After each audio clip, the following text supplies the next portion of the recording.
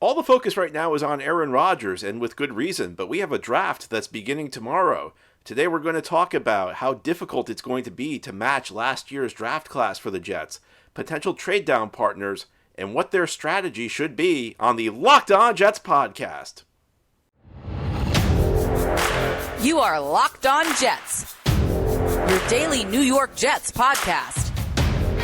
Part of the Locked On Podcast Network, your team every day.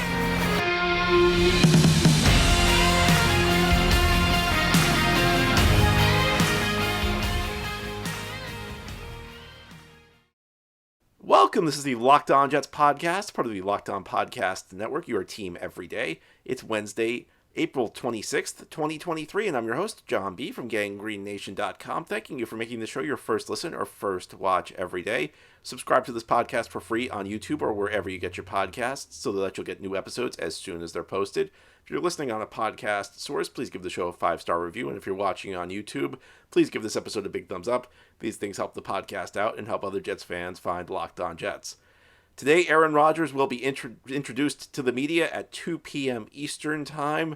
The focus for the Jets is all on Aaron Rodgers right now, and there's good reason for that, but the NFL Draft begins tomorrow night, and today we're going to have our weekly mailbag show, and we're going to we'll probably talk about Rodgers a little bit, but a lot of the questions this week are focused on the NFL Draft. So let's begin, and our first question. John, the Jets seem to have a core of impactful players at the most impactful positions. Do you think the Jets will be able to replicate another stellar draft class, and what would your ideal scenario be? Trade down, move up, draft a certain player, overall approach, things like that. I think that it's going to be very, very difficult for the Jets to match what they did last year. And that's for one very simple reason. Last year, the Jets had 2 top 10 picks and 4 picks in the top 40. And I remember last year after the draft that I made the point, because everybody was praising the Jets draft class, and people were talking like, this is amazing, how did they pull this off? Well, the answer was very simple. They had a lot of early picks. Having a lot of early picks is good.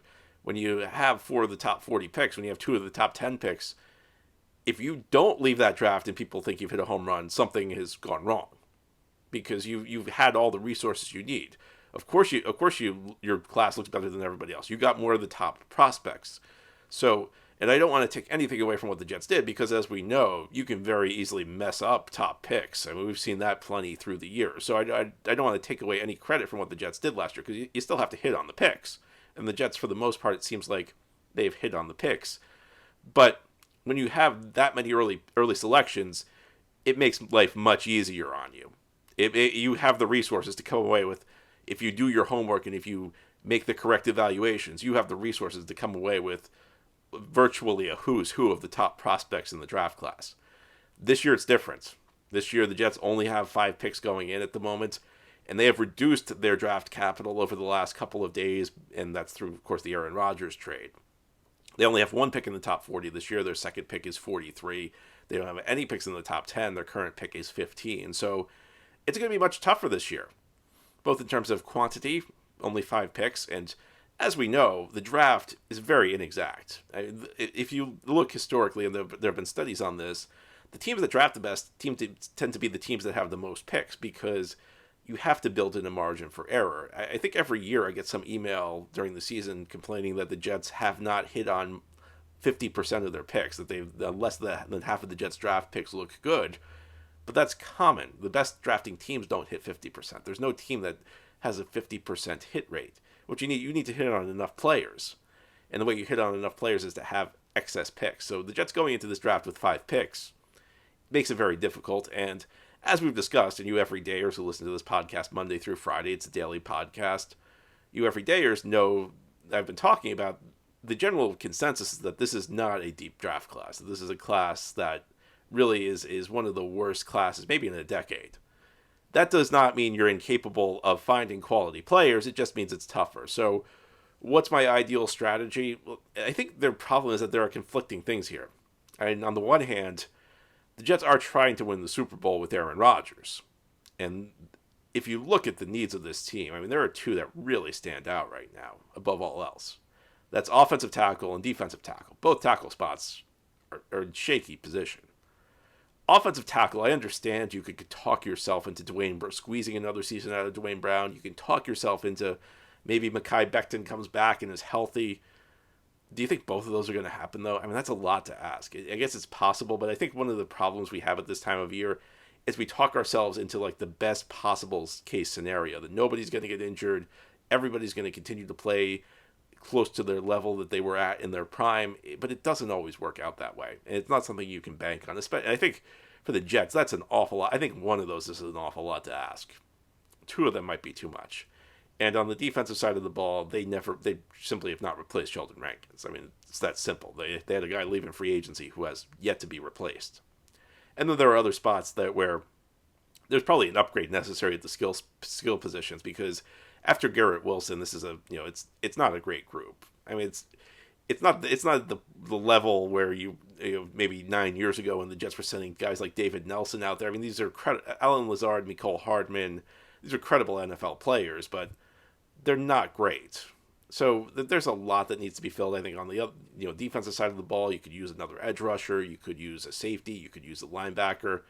There's plenty that needs to be filled, and there are some really high priority needs. But on the other hand, the draft is also about drafting players who are going to be with you for a long time. And it's going to be very difficult it's going to be impossible to fill all those holes with the picks you've got. It's going to be impossible to fill all those holes, even if you trade down. But I feel like the Jets really ought to be looking at trading down in this year's draft because, first of all, they don't have enough picks. It's very, very difficult. Again, I go back to the reason the Jets did so well last year is because they had all those early picks. Having a lot of picks makes it more likely you draft well. Having few picks makes it more likely you'll draft poorly. So the Jets need more picks. And beyond that, I think that there's kind of a temptation in what's viewed as a thin draft class to think, well, there's only so many good players, we better move up and get one of them. Well, the problem with that is, again, the draft is very inexact. You got to figure out if a guy is going to take to your playbook. You got to figure out if a guy's going to maintain the same work ethic after he gets millions of dollars. You got to hope that the guy doesn't get injured. Drafting is real. There's a reason that less than half of draft picks hit, and I think the first round the hit rate's about 50%. It goes down after the first round. So people talk as though the entire draft class you need to have a 50% hit rate. In reality, like the first round, about half the players who are picked never justify their status. It's very inexact, and I think that there's more variation in a year like this where there are so few great prospects. I think any front office, almost any front office is going to be able to tell you Sauce Gardner is a great player. It's the prospects who are less obvious who are there this year. It's going to require better scouting. It's going to require better work, and it's not easy. It's not easy. There's a lot of imprecision with something like this. So when you're dealing with more flawed prospects, I think you want to have more chances at it. I think you want to have more swings at the bat at your disposal rather than just trying to put all your eggs in one basket. Because in a flawed draft class, very easy to make a big mistake. So I guess my strategy ultimately, I would like to see the Jets address tackle on both sides of the ball, but I think my bigger issue is that I think they just need more picks. Because at the end of the day, I don't think they're going to be able to address every single need that they have, even if they trade down. So really, this should shift towards just finding the best players possible. Guys who will fit your team and play well for a long time. And to do that, I think they will need to trade down. All right, so now I want to trade down. Who are some good trade down partners? I'll give you a few ideas as we continue on this Wednesday mailbag edition of the Locked On Jets podcast. Today's episode of Locked On Jets is brought to you by Built Bar. The NFL Draft begins tomorrow night. You're going to want to make sure you have some delicious snacks nearby as you watch it. Let me suggest Built Bar. Built is the best tasting protein bar ever. What makes Built Bar so good? Well, for starters, they're all covered in 100% real chocolate. That's right, real chocolate. And they come in unbelievable flavors such as churro, peanut butter brownie, and cookies and cream. And somehow Built does it. They make these bars taste like a candy bar while maintaining amazing macros. And what's even better is that they're healthy, only 130 calories, 4 grams of sugar, and a whopping 17 grams of protein in each bar. And now you don't have to wait to get a box. For years we've been talking about ordering Built Bars at Built.com. Of course you can still do that. It's a convenient way to get your Built Bars, but you can also get them at your local Walmart or Sam's Club. So head to your nearest Walmart today, walk to the pharmacy section, and grab yourself a box of Built Bars. You can pick up a 4-bar box of cookies and cream, double chocolate, or coconut puff. Or if you're close to Sam's Club, run in and grab a 13-bar box of hit flavors like Brownie Batter Puff and Churro Puff. You can thank me later. Thank you for making Locked On Jets your first listen or first watch every day. We continue with our weekly mailbag show. Our next question: I hope that we trade back at least once and see the Eagles as a great fit for either Nolan Smith or Bijan Robinson at 15. I would take 31, 62, and both Saints second-round picks and Philadelphia's second-round pick in 2024. Do you have a trade that makes a lot of sense to you? Would it be Kansas City, Cincinnati, or maybe the Giants? Would you be more inclined to trade 15 or 43? So a number of questions there. I think I would probably be more inclined to trade 15 because you just get more out of it. And again, the Jets are only entering this draft with 5 picks, and not just you everydayers, you people who have been every yearers. If you go back long enough, you may remember I was always upset when Mike Maccagnan would come with a draft class low on picks. Mike Maccagnan was famous for having like the 6-player draft class. I think the Jets need more picks, and I think the way you get them is by trading down. So who are the potential trade down candidates? I think you have to look to the charts. And I've long disagreed with the chart's value. There's a chart out there that essentially every NFL team used. The Dallas Cowboys developed it in the late 80s, early 90s. Essentially puts a point value on each pick. And that's the way the teams decide how to... That's essentially the formula teams use to decide which picks to trade for each other. So the Jets right now own pick 15, which is about 1,050 points on the chart. So I think you probably have to look Jacksonville at 24 or lower, because that's really the point where you could say first plus second round pick adds up to 1,050. Now, the team drafting right below the Jaguars is the Giants. The Giants have pick 25 and pick 57.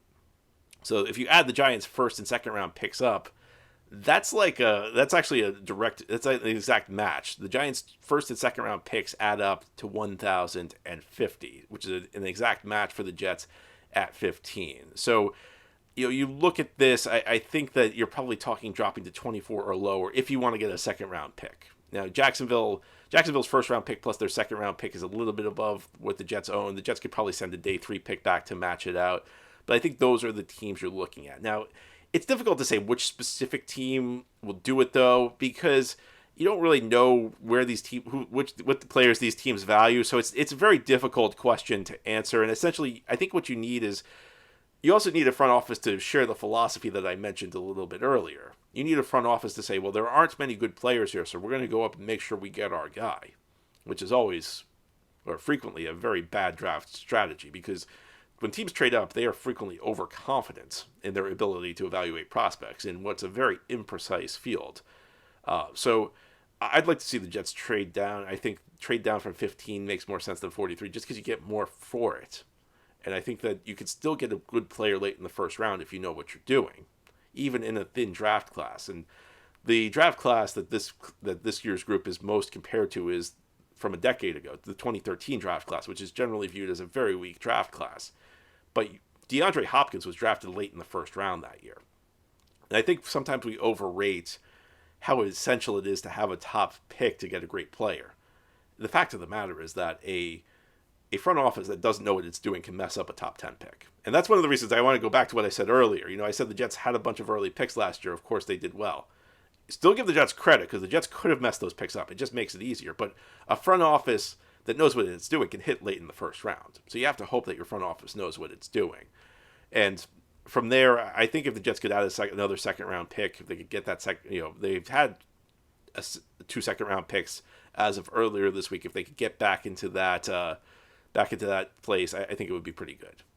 Next question: did we just lose the chance of one of the top 3 offensive tackles with the swap from 13 to 15?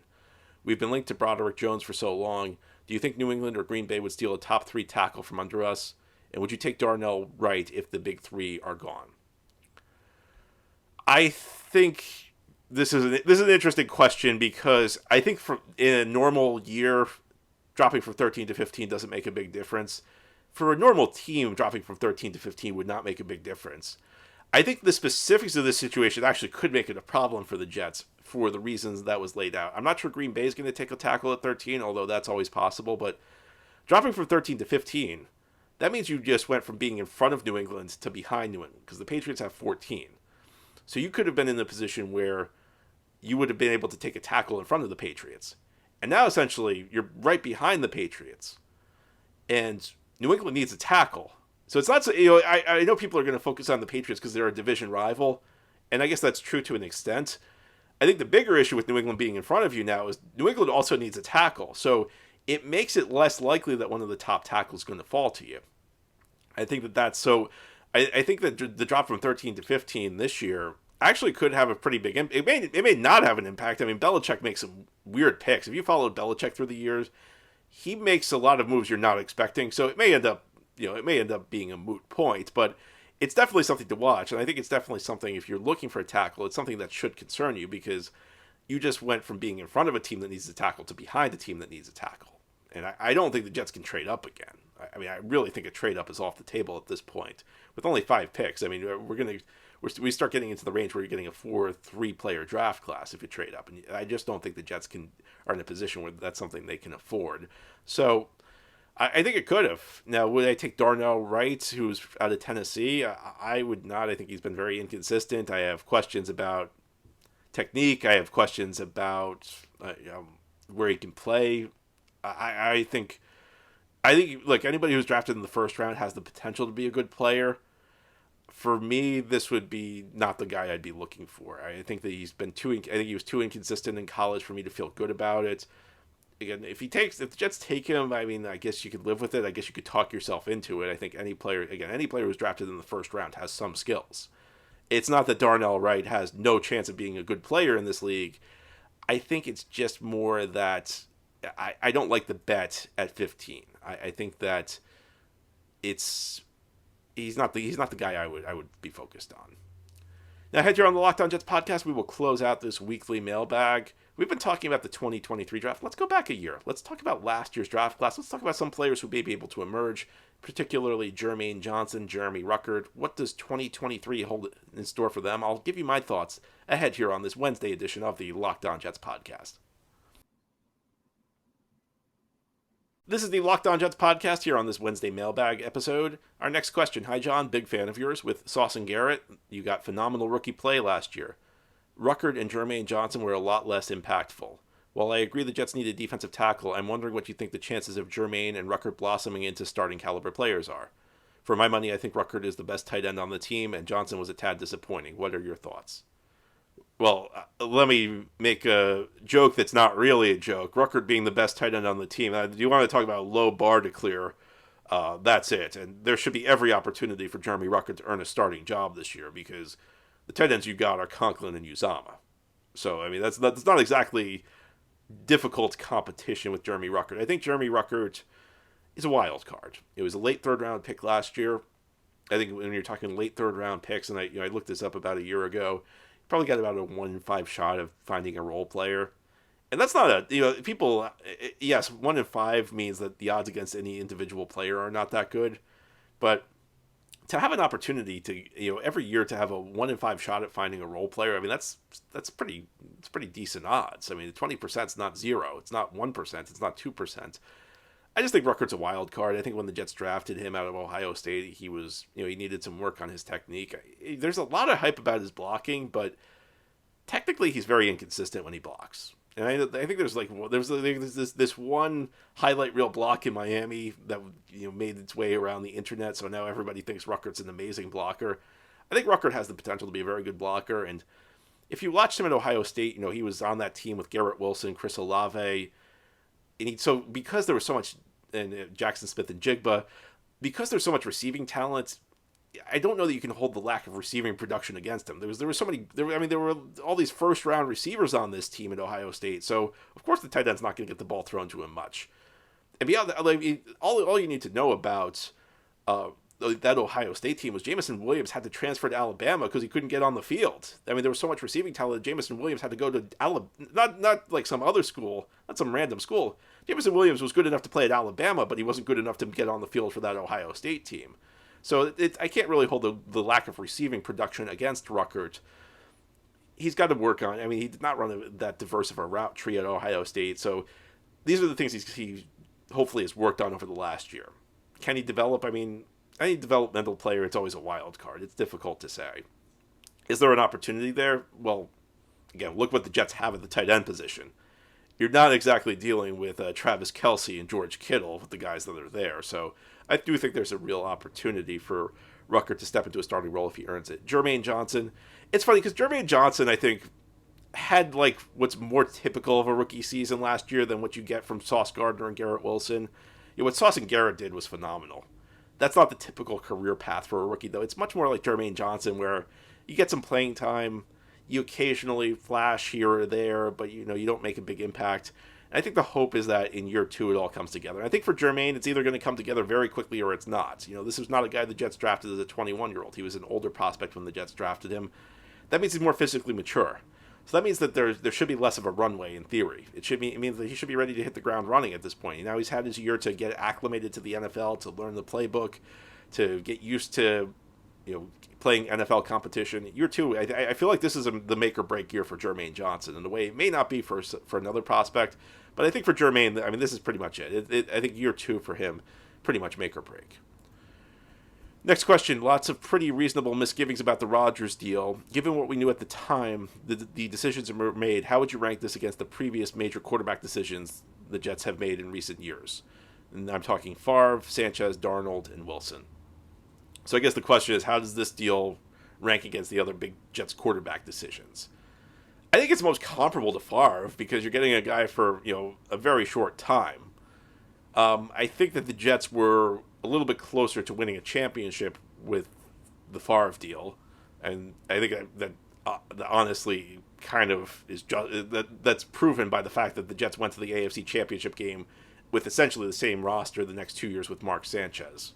Now they did have Rex Ryan, who was a better coach than Eric Mangini, but I think Favre has an advantage for 2 reasons. First of all, the team's closer. Second of all, the Jets really did not give up much for Favre. Now the disadvantage with Favre was that they got him so late in the summer that they got him I think it was the day before the first preseason game in 2008 that he really did not have time to acclimate to the Jets, and he really did. He was having issues with the playbook. You may remember there was a game in 2008, very early in the season in San Diego. It was a Monday night game where Favre had no idea where the Jets receivers were running. He's throwing interceptions left and right. His guys were running different routes than he was expecting. So from that standpoint, the Rodgers deal is better. First of all, Rodgers knows the system because it's the offensive coordinator he knows in Nathaniel Hackett. But second of all, he's going to get time to work and develop bonds with Garrett Wilson and all the other receivers, and he already knows Allen Lazard. So I think from that standpoint, the Rodgers deal is a little bit better.